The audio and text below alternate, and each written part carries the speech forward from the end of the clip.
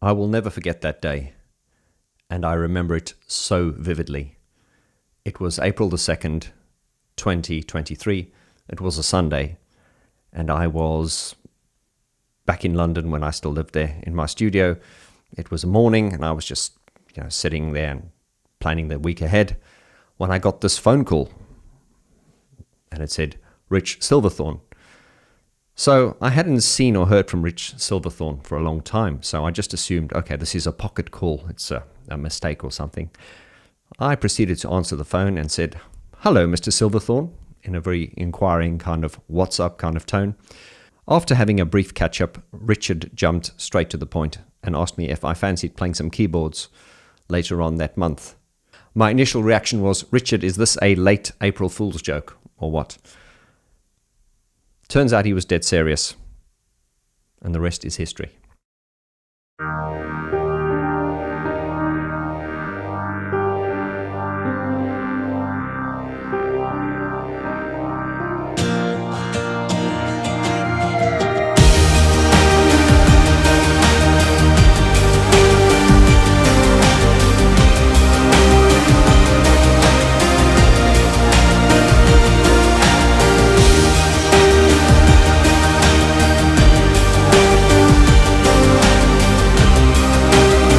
It doesn't happen very often that you, as an independent artist and a musician, get asked to join a band that you like and look up to and have been a fan of for a while. So this was a very, very surreal moment for me.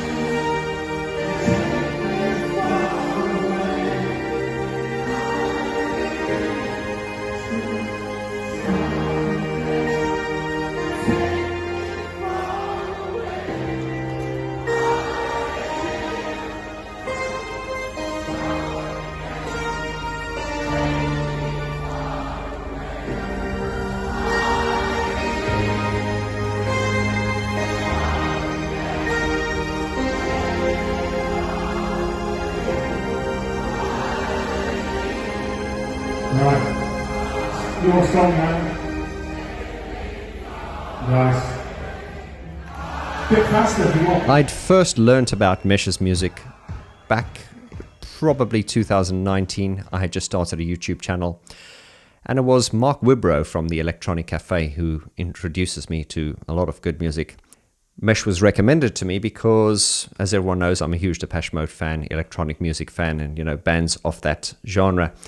And when I heard Mesh the first time, I instantly liked it. The first song I heard was My Protector, and I did check them out. And my initial reaction, like a lot of people who hear Mesh for the first time, it was, why have I never heard of this? I continued to delve into their history and their back catalogue, and I really liked what I heard. I couldn't believe I'd not heard of them, and realized that although they had a hardcore following in the UK, they were massive in Europe, especially Germany. And so I essentially discovered Mesh, became a fan of theirs, and their music was on my playlist, and I'd listen to it every now and then. And then just out of the blue, probably a couple of months later, Rich Silverthorn contacted me via email and said, "Hi, I'm Rich from Mesh. I like your channel. Do you fancy, interviewing us?" And I thought, yeah, why not? Anyway, so I went down to Bristol and I did an interview with Rich and Mark, and you can see that interview series online. So fasting forward to 2023, me now being a member of the band, I decided, let me go back to Bristol and give an in-depth, behind-the-scenes look of all the members. My friends, I hope you enjoy this intimate behind-the-scenes chat with the members of Mesh.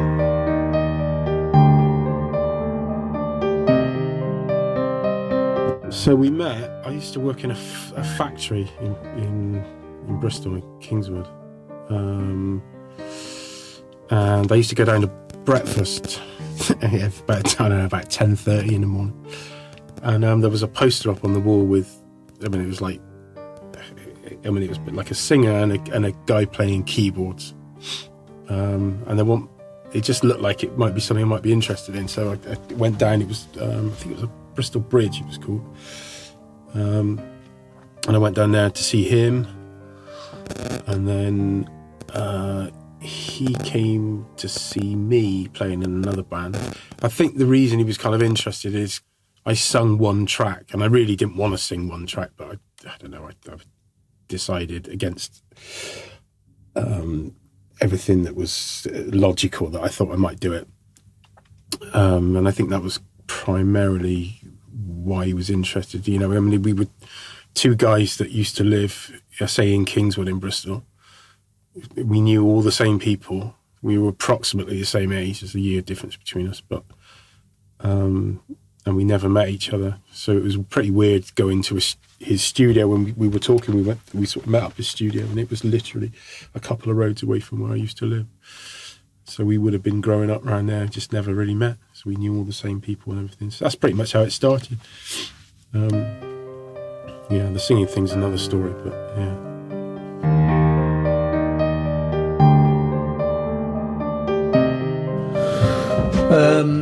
How I met Mark was I was in a band. Well, I say a band. It was a duo with a friend of mine, and we were just doing kind of local gigs and just trying to kind of establish ourselves, make a bit of a name for ourselves.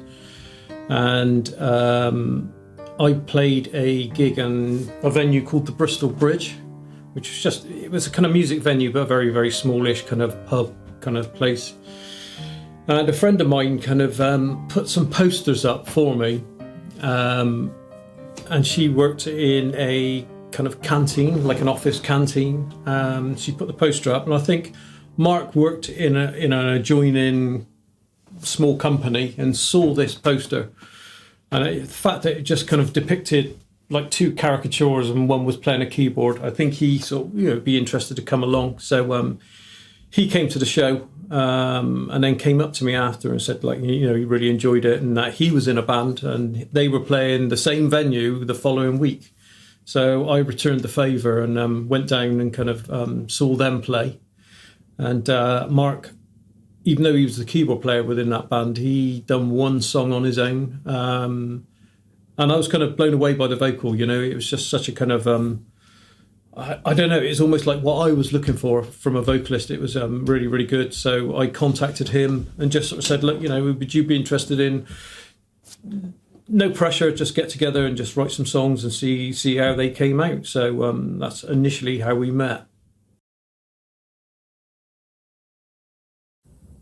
I was asked if I wanted to audition locally for a Bristol band I knew not much about. So I went to an audition.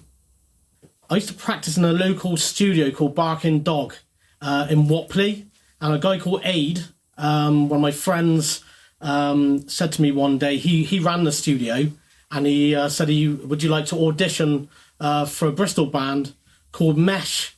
So I said, yeah, I've got some time free. So I turned up, and Mark and Rich were there. They sort of played a CD, We Collide album, and I kind of played the drums along to the tracks. And I remember, I think it was Rich asking me if I'd heard the songs before, and I said no. But because I liked Depeche Mode in the sort of 80s, 90s, I had a vibe for maybe what was needed, and it all came into place. And then I was asked if I wanted to fly out to Paris at the weekend. Well, I used to go crazy at some of the gigs I played at in Bristol with other bands, and they nicknamed me the Drum Maniac, so it stuck.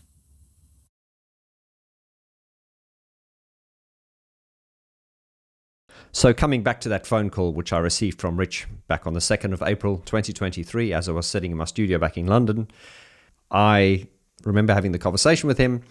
And at the time, I think their current keyboard player couldn't make it.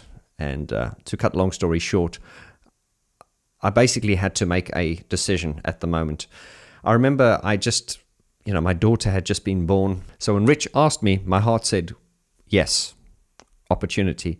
My head went, nah, you don't have time, Vaughn. You've just had a baby. You're too busy and everything. And also bearing in mind that I had probably less than 3 weeks to learn like a whole set of songs and everything. Long story short, my mum came over later that afternoon and I told her about this. And my mum just said, do it. You do it. Okay. Yeah, I'm a grown man. Do what your mum says. And then 5 minutes later, I get a phone call from my dad and he said to me, I heard the news, do it. I'm a grown man. They don't tell me what to do, obviously, but I think they were quite adamant, do this. We will find ways around the babysitting and things like that. So I jumped onto the phone and I said, Rich, I'm on board. And it's turned out to be one of the best decisions I've ever made.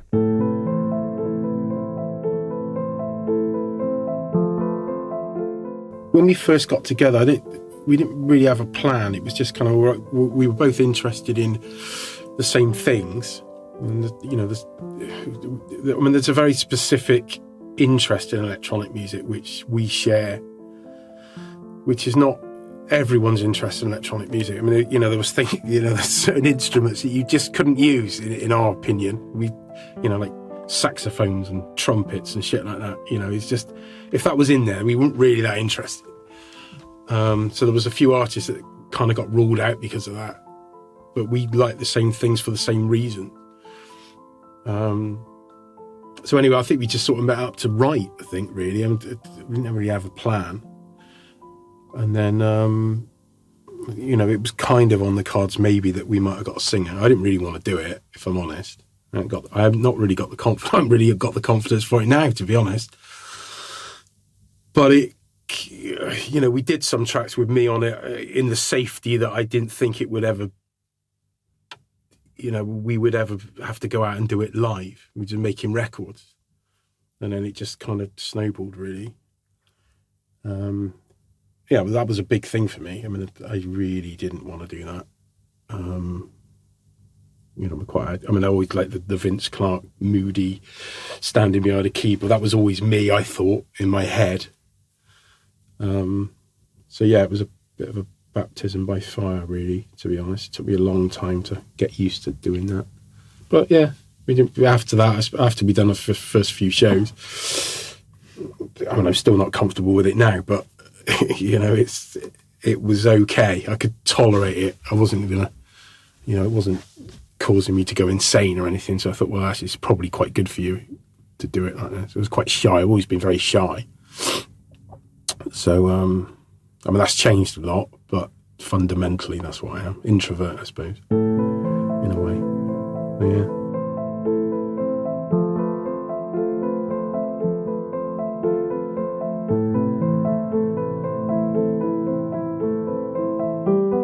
Yeah, it still kind of amuses me today, really, that we didn't really meet. He lived, it was literally 2-3 streets away, and I know a lot of his friends, and he knows a lot of my friends, and there's lots of things we recall as kids growing up, and going to certain places, yet we never really crossed our paths. We never really got to meet each other until obviously we met during the band thing, and it's still kind of very, very odd that didn't happen. So playing with a band like Mesh, you need to play the song first before you start putting extra bits in, so the fans hear the song that they know without overplaying, and then within time, you can feel where you can add your flavour to enhance the track.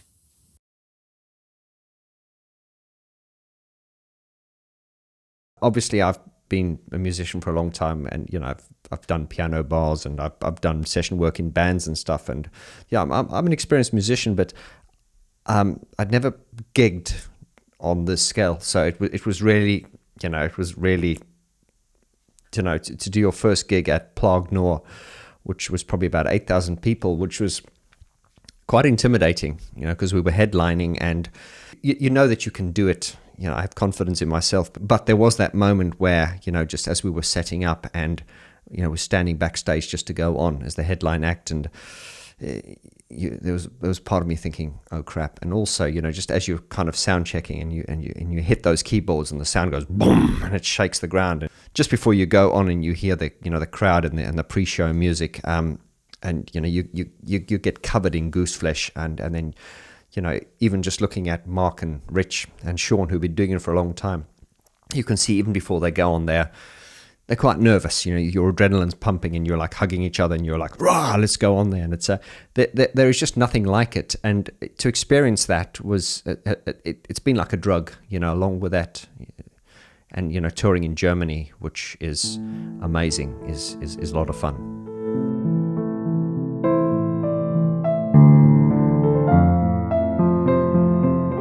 It's never been like that, really.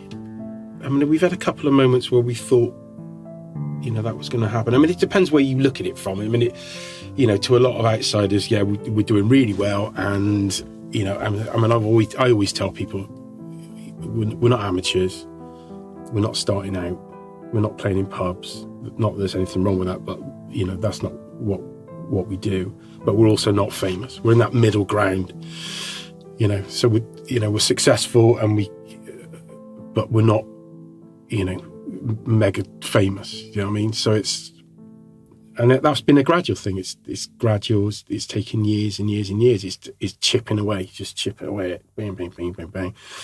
Another 100 people, another 100 people, another 100 people. It's been like that, and you do festivals and, that could be 10, 20,000 people. And that, again, that elevates you, but I mean, it is a very scene related thing. I think we cross over really, but the opportunities you get are still scene opportunities. They're not mainstream opportunities. I mean, the only time I would say that was different when we signed to sort of Universal, Sony, and we really thought that was, and that was a big learning curve, because just because you get a big record contract, again, it doesn't mean to say you're going to make it.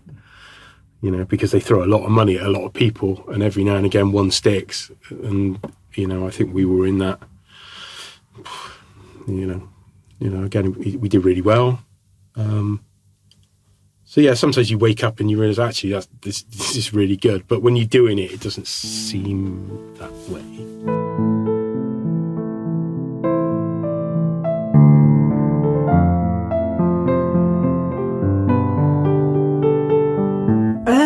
I'd like to think I have, or approach each song differently, but there's also this kind of limitation that, I need to write in a structure.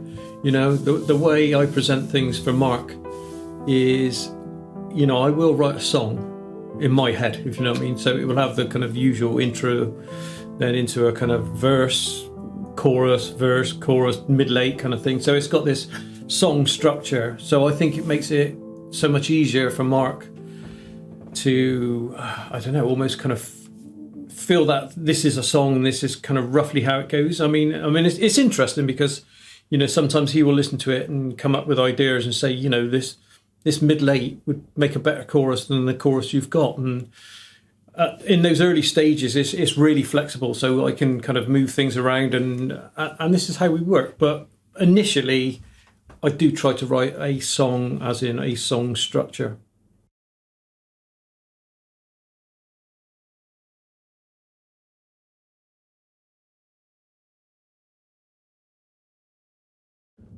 I think it just manifests as a mesh song. I think, we both know each other's strengths, if you like. So yeah, I certainly wouldn't put anything together too cheesy or poppy or anything like that, and vice versa. So I think it's the ingredients of both of what we put into it that makes mesh sound like mesh, if you like. So no kind of real limitations, but where there's certain kind of boundaries where you think, actually no, that probably wouldn't work, if you know what I mean, as a mesh song. So the main difference with playing with a band like Mesh or a band in the electronic scene is that you're playing with the electronics rather than leading the band with the beats. You're having to fuse your beats in with the mix to enhance the sound. So you need to be on point, and you need to be well in time. That's needed. Conventional bands, the drummers can sway in and out of the time signature, and it kind of adds to the live feel. But it needs to be meticulous with an electronic band. It's much more difficult to play with an electronic band than with a conventional band as such. The main thing is there's no room for error. You can't make any mistakes. You need to be really focused. So sometimes on stage I might look very moody.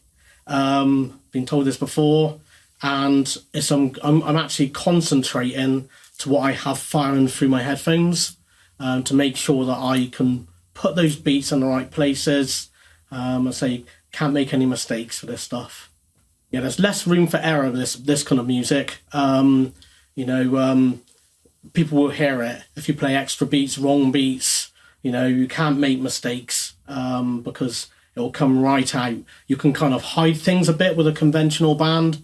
With this kind of music, you can. It's very precision, hence needs lots of concentration.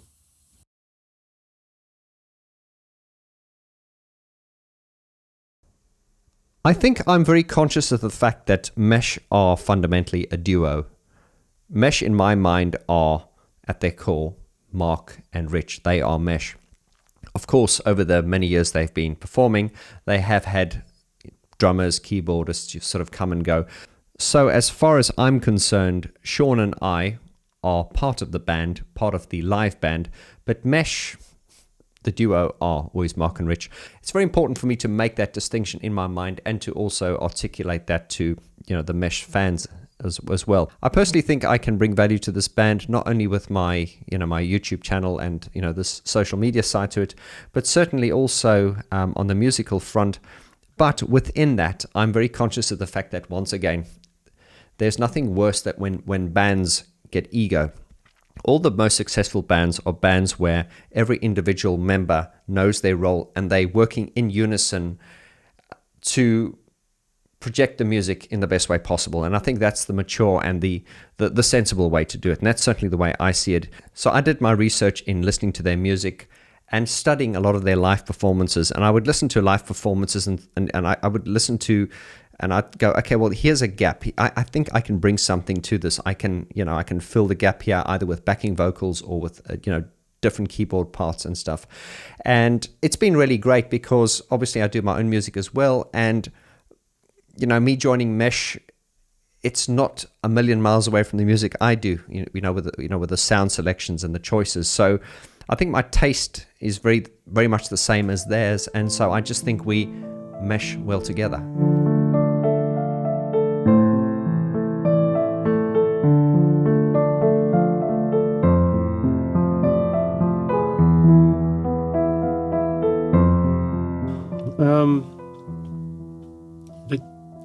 There's a certain stability about playing in Europe, particularly, say, Scandinavia, Germany.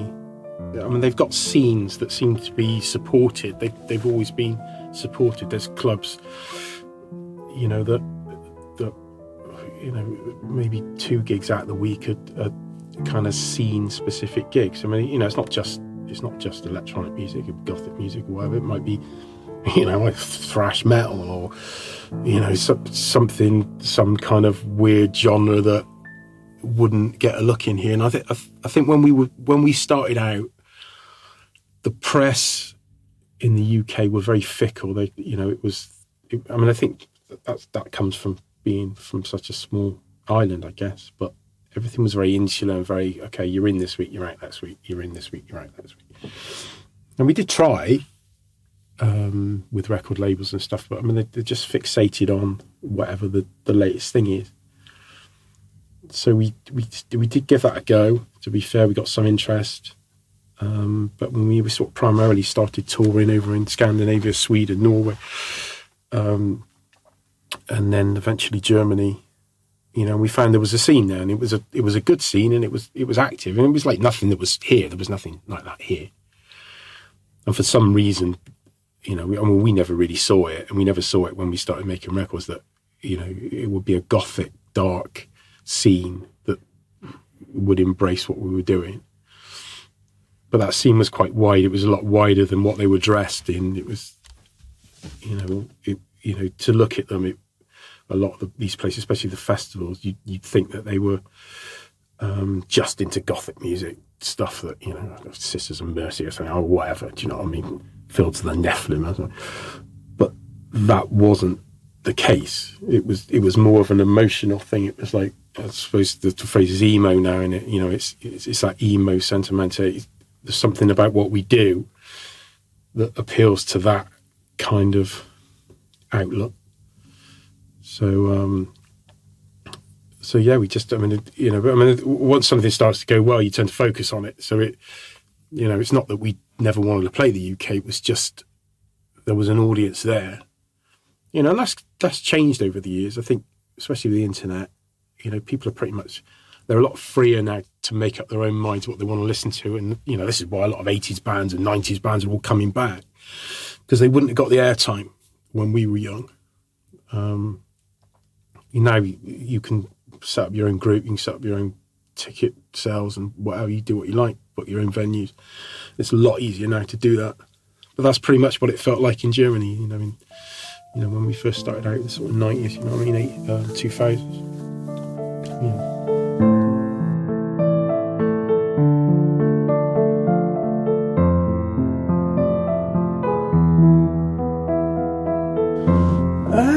To be honest, I think from going to Europe enough times now, I think their music scene is so much more kind of wide. It encompasses all these different genres of music, and whereas I think ours is dictated in the UK by Radio 1, or was at the time, and not maybe so much now, but there was no kind of outlets to play, whereas as soon as we went to Europe, I think we felt at home, and we, you know, started to gain a good following very, very quickly. And there was plenty of places, plenty of festivals and outlets to actually do what we kind of, you know, see as our music, if you like. And yeah, I think people were very open to it, and there was a big scene, and certainly with electronic music, because obviously primarily that's what we do. You know, it was a really good place for us to go. You know what I mean? People kind of latched onto it, and kind of news spread quite quickly, and then it sort of became our second home, going to places like Germany and certainly Sweden and so, you know, the surrounding countries. So yeah, it's been really good to us. So hence that's why we do more shows over there.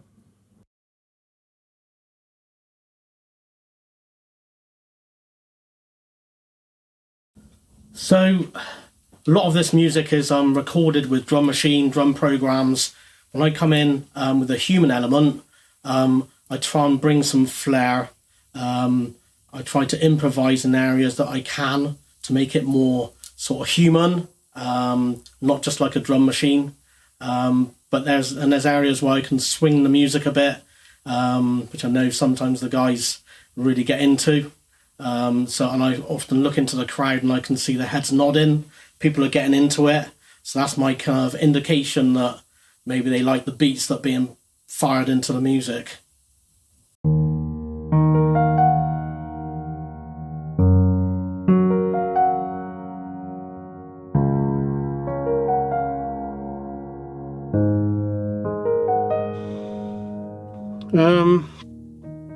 I think we don't try and chase anything that we think is expected of us. I think we write music that we like.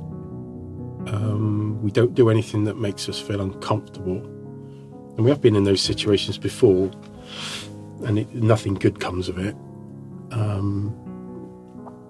But you just keep doing what you're doing.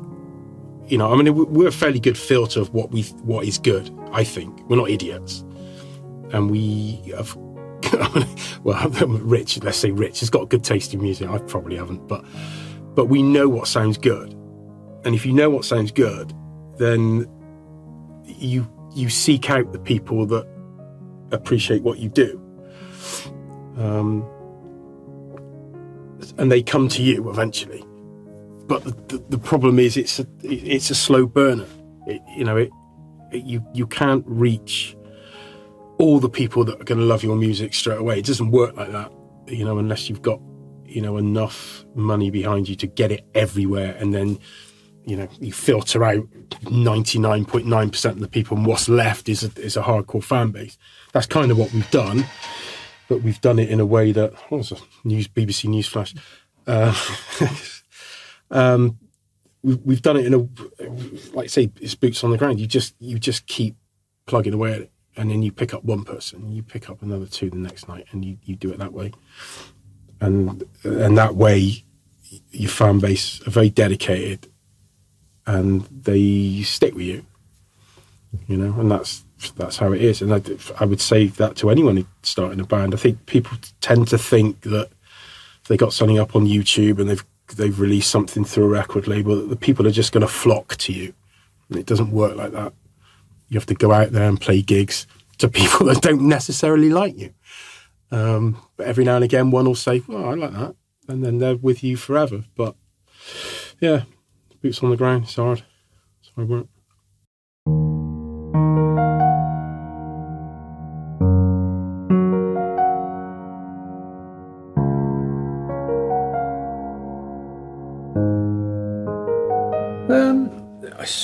Certainly doing shows is a way to kind of spread the name, if you like, and I'd like to think when people come to see us, they walk away and think, well, that was really, really good, and it's that whole word of mouth thing. So yeah, I mean, we've done hundreds of gigs. I mean, I'd hate to think how many we've done now, but we started in Sweden, going round in a small car up and down, just doing gigs, and then it moved to Germany, and things just progressively got bigger. So yeah, we've kind of done our apprenticeship, if you like, and but I do think it's really important. Our record label, for one, is always impressed by our loyal fan base and the fact that people still buy records, and I think these are the original fans that kind of were behind us right in the beginning. They just want to buy everything we put out, and so the importance is that really, to get where we are.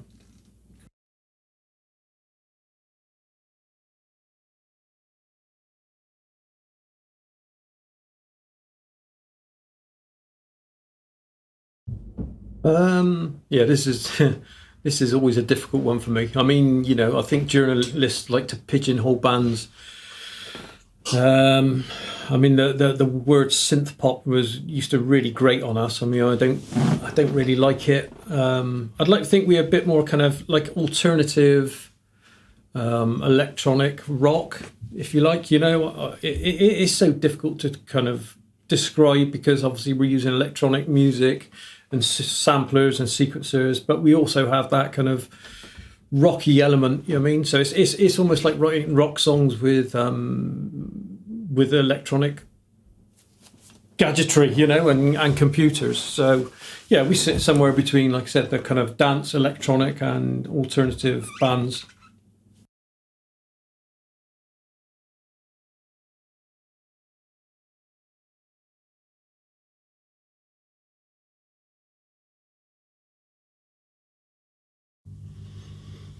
Maybe we should have.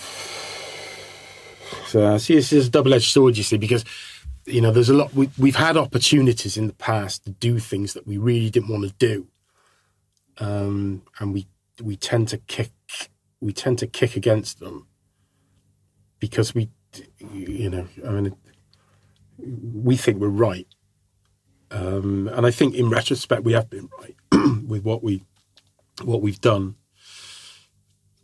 There have been opportunities to get different producers and do something different, but then we would have ended up with a record that, we didn't really have a lot to do with. Now, whether that would have been good and that would have given us an opportunity to do our own thing at a later time and build a fan base, I don't know. I mean, that's the point of regrets, I suppose, and you never really know. But the one regret we do have, when we met Robbie Williams and he said, "What are you doing later?" and we said we're going back to Bristol. Now that could have been a changing point because he was looking for a writer at the time. So yeah, that was one thing we should have done differently. I mean, if nothing else, he would have been our mate. But yeah, not really. I don't know. It's a really difficult one, isn't it? You know, would you have done something differently? I don't know. I'm having a good time. Maybe we wouldn't still be doing it if we'd made different decisions. So I'm grateful for that.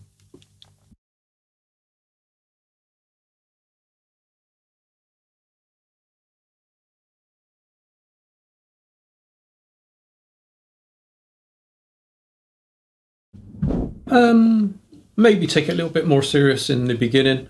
I mean, it was a different world back then. I think we worked really, really hard at this to get, you know, I don't know, established is the right word, but, you know, to make a name for ourselves back in the day, it was very difficult. I mean, it's so much easier now with obviously the internet, as a lot of people will say, but, you know, we tried really, really hard and done the kind of trudging all around the record companies and doing gigs wherever we could do gigs just to make a name. So, you know, I'm quite proud of the fact of how far we've come with the limitation we had back then. But I don't know whether I could have done anything different. I mean, we did try really hard at it, and you know, maybe we should have come to Europe a bit quicker. Maybe, I don't know, concentrate on more European labels rather than mess around with all the UK labels. I mean, we spent years, literally years, of sending demo tapes out and talking to major labels, and you know, they all shown some interest, but never actually got round to kind of signing us. And I think it was based on that why we decided to do it ourselves in the beginning. So, yeah.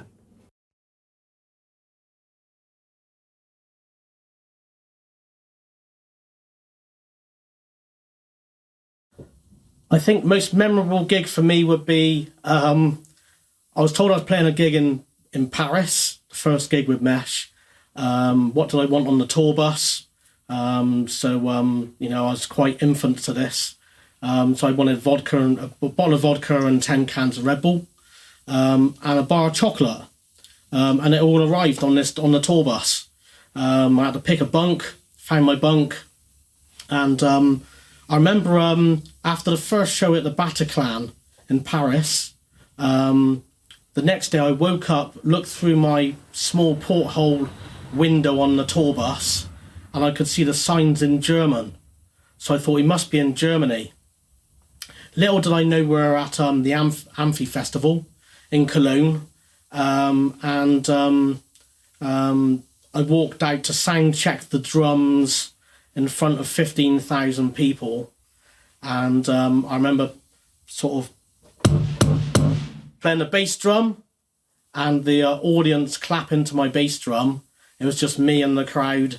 I took a photograph of the picture of the crowd, and I think that's the most memorable for me, because I walked in front of sort of out for 15,000 people, and my biggest show before that was probably about 500. And I looked back and I saw Mark, Rich, and at that point Jeff, all putting their thumbs up at me like it was normal. No one sort of told me what goes on with the band, and I realised then that the band's quite big. So I think that's the most memorable for me, because I didn't realise what I walked into.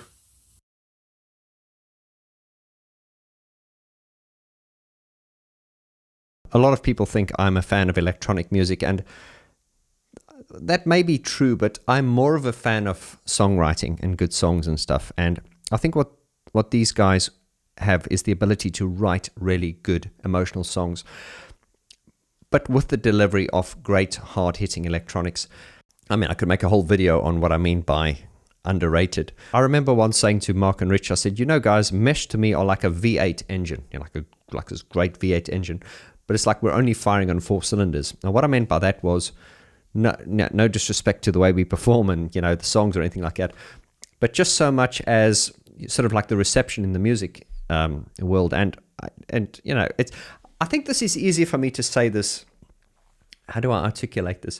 You know, like I release my own music as well, and it's very difficult for you as an artist to, you know, to tell people that your music's good. I believe in what I do and I put it out there, but there is a limit to how much I can promote it. And I think this is the difficult situation, particularly for Mark and Rich, is that they know their music's good, they know what they're doing is great, but they themselves cannot tell people how great it is. It's a little bit easier for me though, because although I'm now part of Mesh, I'm also a fan and also kind of on the outside as well. So I've always been, flying the Mesh flag. And I think some of the frustration is some of the people, when they've heard about Mesh, they may think, okay, oh yeah, I know, is that a Gothic band? And there is this sort of idea of Mesh being what they're not. And although the music is hard hitting and edgy, it's strange how Mesh often gets categorized as a Gothic band. Nothing against Gothic bands, but it's just, to me, there's nothing Gothic. I mean, look at us. There's just nothing Gothic about us.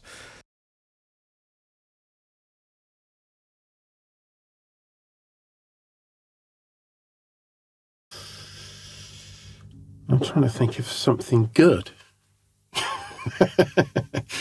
I mean, I've told this story before, but I mean, we've done a couple of weird ones that I remember. I mean, we did one in America with this guy who was promoting it, and he was off his head really, but we didn't really know at the time. I think he was on something. We don't really know what. So he did a secret gig for us. We were supposed to be playing South by Southwest in Austin. And we had a proper gig booked and everything, and that was fine. But the night before, he did some sort of weird thing. He thought secret gigs were the thing. So he did one, and one person turned up. And we played the entire show to this guy. And then we went out to dinner with him. So we went out to dinner with the whole audience, effectively, because there was only one of them. And then we almost got shot, because he cut somebody up at a junction, and the guy got out with a gun. And so, yeah, that was pretty memorable. And some of the big shows like Mariluna and RV Camp, place like, where there's 25,000 people, those are memorable when you first do those, because you don't really know what to do, because it's not within your grasp of anything that's normal. You're just there, and there's people there, and they're fucking everywhere, and you think you're having some sort of episode or something, do you know what I mean? And you're not, and it's real, and you don't wake up, and you've got to do it, and yeah, so those are memorable. But I've done a few of those now, so I can't really remember the first time, but I'm still slightly traumatized by those things. Yeah.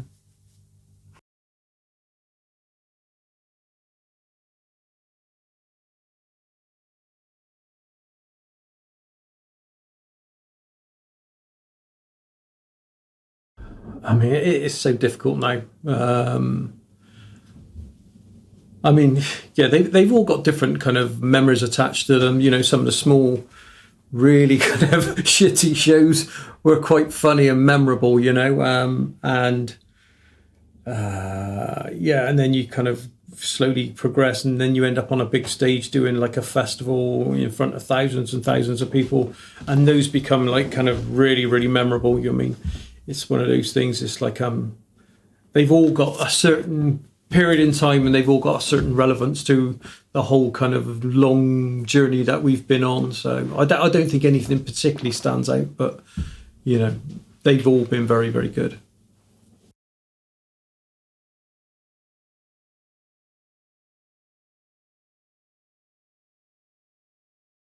I think one of the funny stories from touring was probably the joke's on me. We were in America on a sort of tour in 17 cities, and the tour bus sort of went without me, and I was left at a service station, and I was sort of running after the bus, and I thought, this is it, I'm lost forever. The bus is off somewhere random in America from a truck stop, and the guys were all laughing. They always sort of bring it up, we sort of left them behind. So I try not to be left behind these days, and let them know, count the seats, count the people on the bus, off the bus and back on the bus. So I was lucky I got back on the bus that day.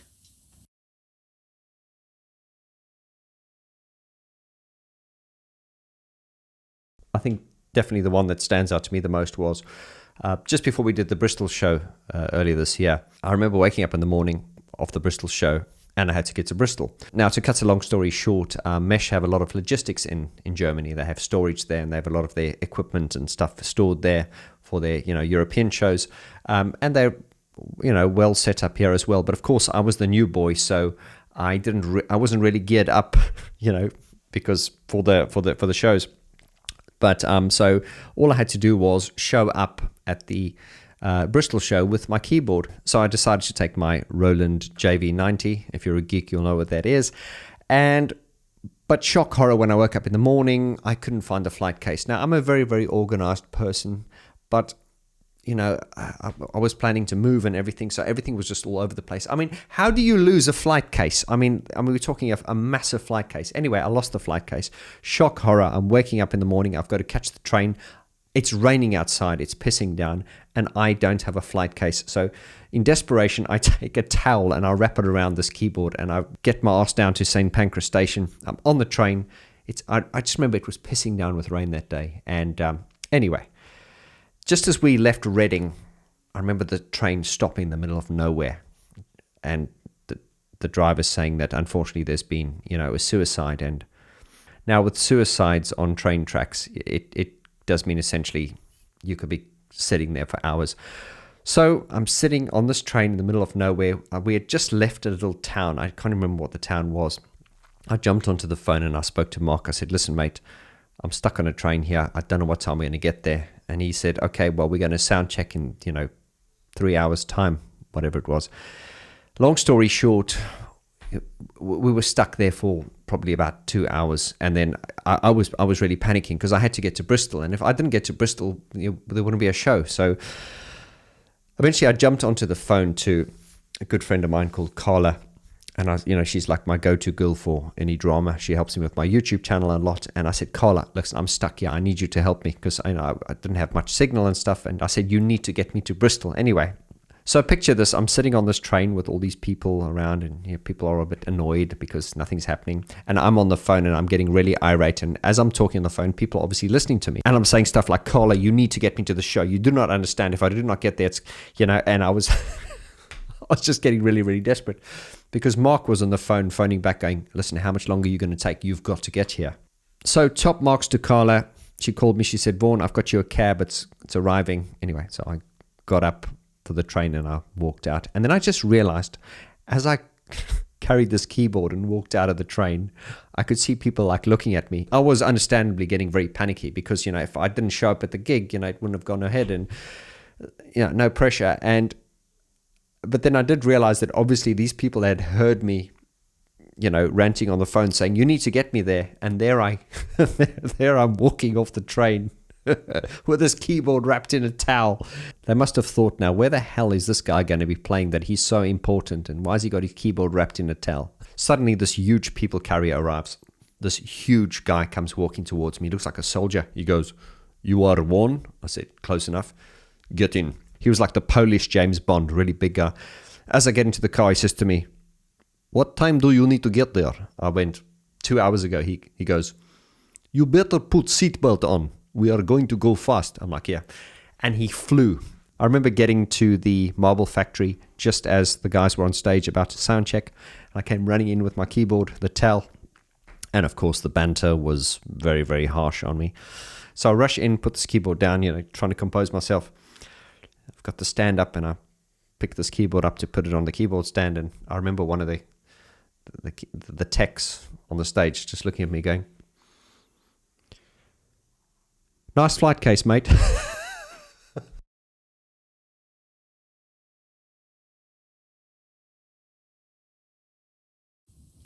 So for me, when a new album, what it means to me is always the songs are great.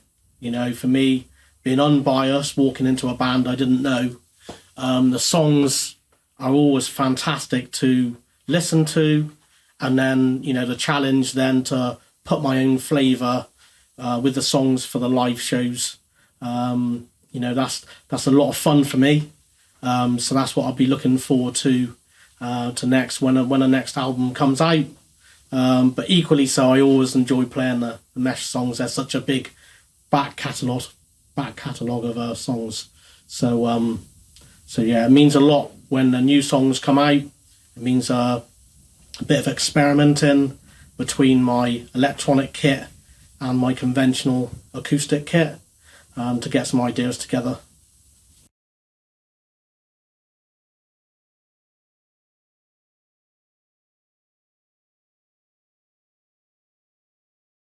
Right. Yeah, $1 million question.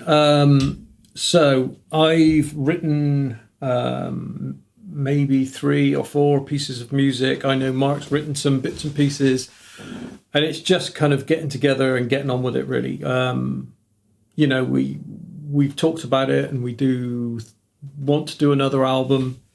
So yeah, it's just a case of getting on with it, really. Now, it's I don't think anybody's lost the passion for it, and I've certainly got a load of new ideas, and yeah, so I think this will happen, because like I said, we've started writing, and we've probably got, I would imagine we've got maybe 2/3 of an album already. So, but obviously it's a case of the production and the finer points of putting all this together now. So.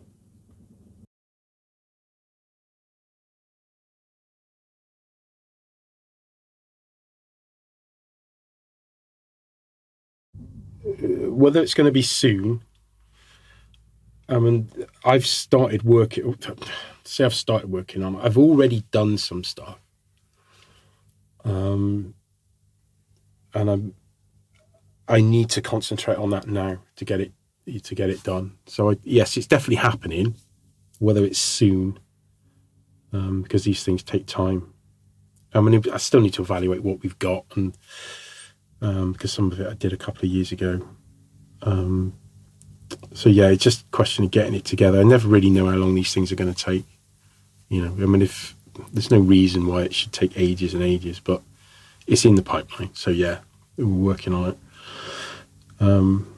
We've got a good environment in here to work in now, so that will speed things up. So I'm hoping that we'll get some news out at some point this year, hopefully. We won't finish anything this year. It's halfway through the year, but yeah, it's going to happen. And so, my friends, I hope you've enjoyed this intimate look behind the scenes. We have an in-depth Geek Talk series coming out soon where I visit each of the members' studios individually, and that's going to be a lot of fun. Also, Mesh are on tour. The 2024 Legacy Tour kicks off in the UK next year. We're playing Glasgow, Manchester, London, and then we're off to Amsterdam, Germany for several dates. Links in the description below. If you are a Mesh fan, we'd like to thank you for your support, and you can help us fly the flag by introducing the music to your friends and spread the word. Thanks again, lots of love, and adios.